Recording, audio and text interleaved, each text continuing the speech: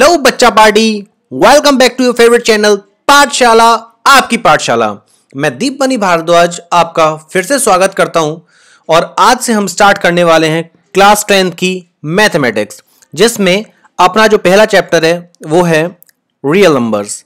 तो real number start करने से पहले मैं आपको ये बता दूं कि आज मैं आपके साथ 1.1 की एक्सरसाइज डिस्कस करने वाला हूं, लेकिन वो सब डिस्कस करने से पहले आपके लिए एक इंपॉर्टेंट पॉइंट ये कि आप जितने भी 10th के कैंडिडेट्स हैं सबके सब जुड़ जाइए और कमेंट सेक्शन में मुझे ये बताइए कि आप टोटल नंबर ऑफ कैंडिडेट्स हैं कितने, जिससे उसी के अकॉर्डिंग मैं एक तो व्हाट्सएप ग्रुप क्रिएट कर लूँ और साथ में ये देख लूँ कि मुझे किस हिसाब से या फिर किस सीक्वेंस ऑर्डर से आपके साथ चलना है, जिसमें इंग्लिश और मैथमेटिक्स की क्लासेस रेगुलर बेसिस पर आती रहें।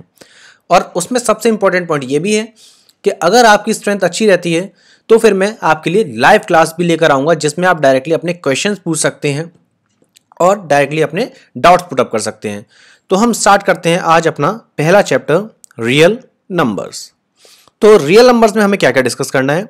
रियल नंबर्स में हमें एक तो रियल नंबर्स की बेसिक डेफिनेशन समझनी है, उसके बाद ये अपनी फिर एक्सेस के अकॉर्डिंगली है, जैसे introduction, Euclid's division lemma, fundamental theorem of arithmetics, then irrational numbers, rational number and their decimal expansions and their summary.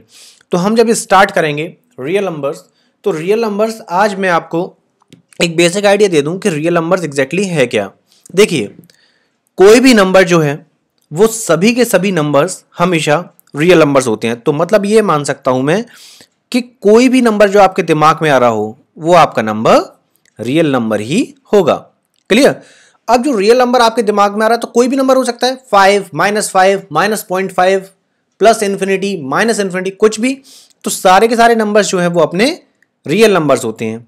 लेकिन रियल नंबर को मैं फर्दर दो पार्ट में क्लासिफाई कर सकता हूं। मैं दोबारा बोल दूं, यहां पर कोई भी नंबर आ जाएगा रियल नंबर्स में, जो भी मेरे दिमाग में आ रहा है वो सारे के सारे नंबर्स रियल नंबर्स हैं। लेकिन रियल नंबर अब दो पार्ट में डिवाइड हो जाएंगे। पहला वो जिसमें बोलूंगा क्या, रैशनल नंबर, और दूसरा वो जिसे मैं बोलूंगा इररेशनल नंबर। अभी रैशनल और इररेशनल नंबर्स में क्या क्या आ जाएंगे। रैशनल नंबर में वो सभी नंबर्स जैसे कि 5/3 है ना, उसके अलावा कुछ भी हो सकता है डेसिमल में 0.6 या फिर 0.11 बार, मतलब यहां पर कोई भी ऐसा नंबर। और ये डेफिनेशन आप अच्छे से जानते हैं, आपने पढ़ी भी होगी। कोई भी नंबर जिसे मैं P/Q की फॉर्म में रिप्रेजेंट कर दूं, मतलब P और Q में कोई भी नंबर आ सकता है, लेकिन जो Q की वैल्यू है ना वो कभी भी 0 के बराबर नहीं होगी। मतलब क्या, ऊपर कोई भी नंबर चलेगा, नीचे 0 नहीं होना चाहिए। अब देखिए, P/Q के फॉर्म में अगर मैं इस नंबर को बोलूं तो ये क्या है, P क्या है 5 और Q क्या है 3, ये 0 नहीं है ना, तो ये आपका रैशनल नंबर है। अब 0.6 लिखा था, 0.6 में से अगर मैं डेसिमल हटाऊं तो अपॉन में क्या आ जाएगा 10। अब देखिए, ऊपर P की फॉर्म में आ गया, नीचे Q की फॉर्म में, लेकिन Q 0 नहीं है। ये बात क्लियर हुई। तो ऐसे सारे नंबर्स रैशनल नंबर कहलाते हैं। अब बात कर लेते हैं इररेशनल की।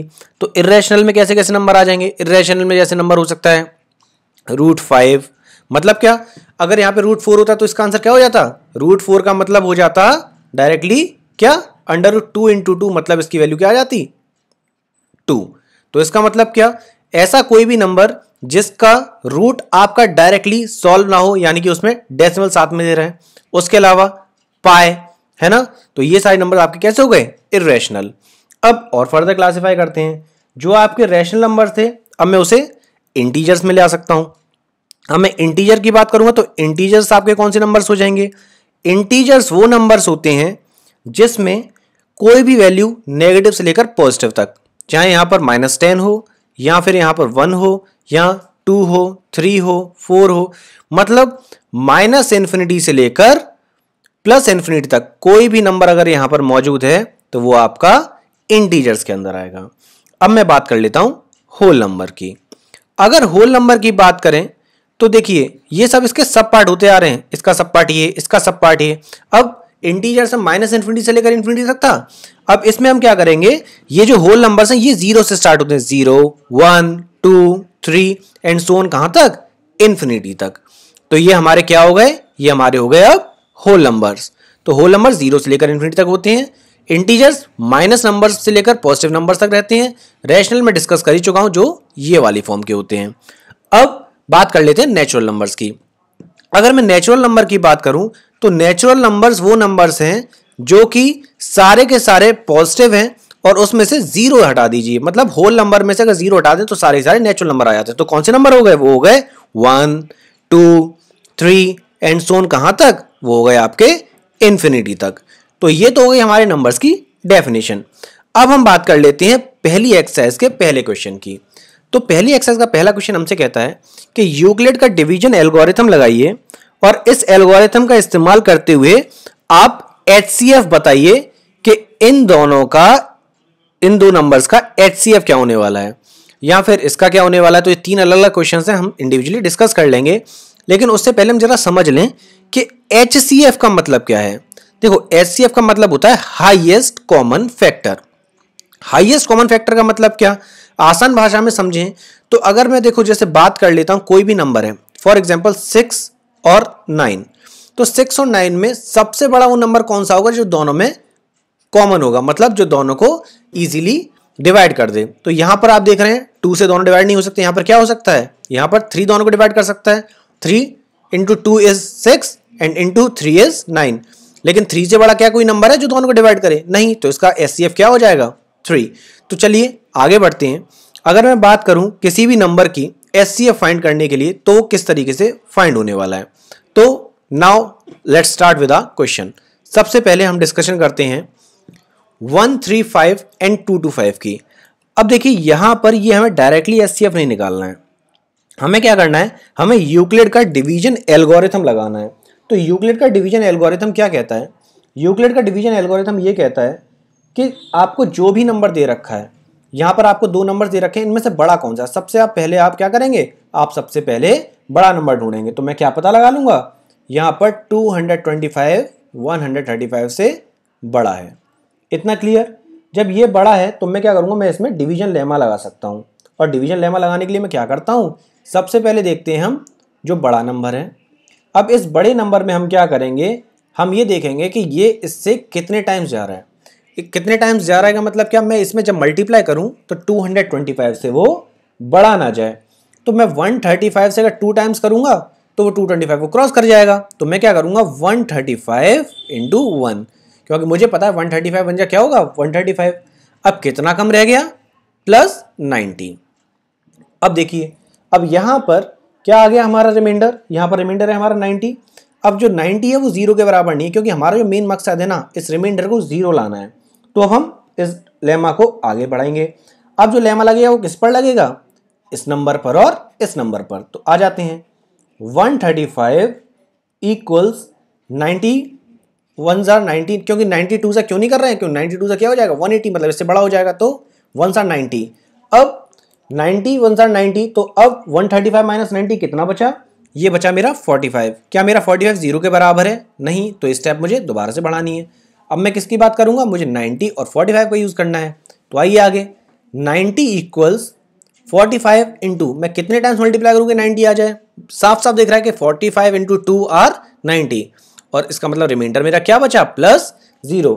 जैसे ही मेरा 0 आ गया, इससे मुझे ये क्लियर हो गया कि यहां पर अब जो डिवाइजर है ना स्टेज पर, वो क्या है मेरा डिवाइजर? डिवाइजर स्टेज पर है मेरा 45। तो इसका मतलब ये हुआ कि 135 और 225 का जो HCF आएगा वो कितना आ जाएगा? वो HCF आएगा 45। मतलब 45 वो हाईएस्ट फैक्टर है जो दोनों नंबर्स को डिवाइड कर लेगा। 45 से बड़ा वो कोई और नंबर नहीं होने वाला है। तो 45 से डिवाइड करके देखिए जरा। 45 से आप कितने बार डिवाइड करेंगे इसे? आप इसे ट्राई करिए पहले 5 टाइम्स। 45 से क्या हो जाएगा? 225। इसका मतलब एक तो ये हो गया, 5 टाइम्स तो ये हो गया। अब मैं बात करूं 135 की, तो 135 कितने टाइम्स जाएगा?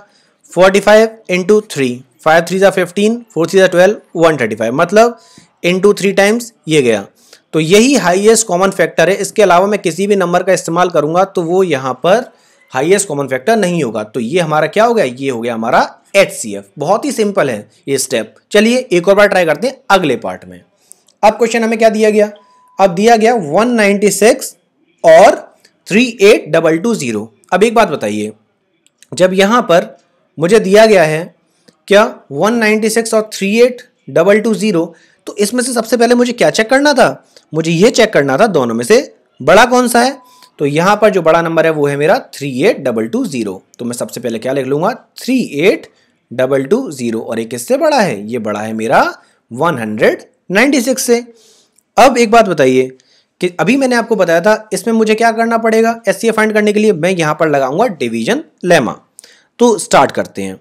जब डिवीजन लेमा लगाना है तो मैं सबसे पहली स्टेप में क्या करूंगा, बड़े वाले नंबर को लिखूंगा। बड़ा वाला नंबर है मेरा 38220 इक्वल्स, मुझे क्या करना है, मुझे 196 से चेक करना है मैं कितने टाइम्स मल्टीप्लाई करूं। तो यहां पर 196 से जब मैं मल्टीप्लाई करने की कोशिश करूंगा तो मुझे ये दिख रहा है कि 196 से अगर मैं 195 से डायरेक्टली मल्टीप्लाई करूं तो ये मेरा सॉल्यूशन आ जाता है। इसका मतलब क्या, मेरा यहाँ पर रिमाइंडर कितना बचा, 0। अभी आपने पिछले क्वेश्चन में ये समझा था हमें स्टेप कब तक चलानी होती है, जब तक कि मेरा रिमाइंडर 0 ना आ जाए, और मेरा रिमाइंडर तो यहाँ पर पहली स्टेप में 0 आ गया। तो इसका मतलब क्या हुआ, इसका मतलब ये हुआ कि यहाँ पर जो डिवाइजर है इस स्टेज में, डिवाइजर क्या है, किससे हम डिवाइड कर रहे हैं, 196 से कितनी टाइम्स मल्टीप्लाई किया, 195 टाइम्स, और हमारा आंसर क्या आ गया 38220। इसका मतलब ये हुआ कि यहां पर जो हमारा HCF है किसका 196 और 38220 का जो मेरा HCF निकल कर आएगा वो मेरा HCF क्या हो जाएगा, साफ साफ दिख रहा है यहां पर। इसका मतलब मेरा जो HCF है 196। तो हमारा आंसर क्या आ गया 196। बहुत ही सिंपल स्टेप है, बस इतना याद रखिएगा कि आपको आगे तब तक बढ़ना है जब तक कि आपका रिमाइंडर 0 ना हो जाए। क्लियर। तो रिमाइंडर जैसे 0 आप देख सकते हैं क्या कि 196 एक मात्र ऐसा नंबर हो जाएगा सबसे बड़ा जो कि दोनों को डिवाइड करे। अब कोई भी नंबर है जैसे 196 है तो 196 मैक्सिमम किससे डिवाइड हो सकता है, सबसे बड़ा नंबर, सिंपल सी बात है 196 होगा, है ना। और फिर वो डायरेक्टली इसे भी डिवाइड कर दिया तो ये हमारा क्या हो गया, ये हो गया हमारा हाईएस्ट कॉमन फैक्टर। तो ये जो अगला क्वेश्चन है वो क्वेश्चन है आपके होमवर्क के लिए। मुझे ये आंसर कमेंट बॉक्स में चाहिए जिससे मैं पता लगा पाऊं कि आप लोग कितना समझ पा रहे हैं, जिससे मैं अब लाइव क्लासेस भी आपके लिए ले आऊं। और सब लोग अपने कमेंट सेक्शन में मुझे बताइएगा कौन कौन क्लास 10th के कैंडिडेट्स हैं, जिससे मैं और परेश सर मिलकर एक रेगुलर स्केड्यूल बना पाएं, जिससे हम सारे के सारे क्वेश्चंस डेली बेसिस पर अब डिस्कस कर सकें और टाइम टू टाइम होमवर्क भी देते रहें। तो all the best for your boards. मैं चाहता हूं कि आप में से हर एक बच्चा बोर्ड में अगली साल बहुत ही अच्छे मार्क्स के साथ पास आउट हो। तो thanking you, thanks a lot, waiting for you in the comment section. Please do like the channel, subscribe it and share the video as much as possible. Thanking you, thanks a lot.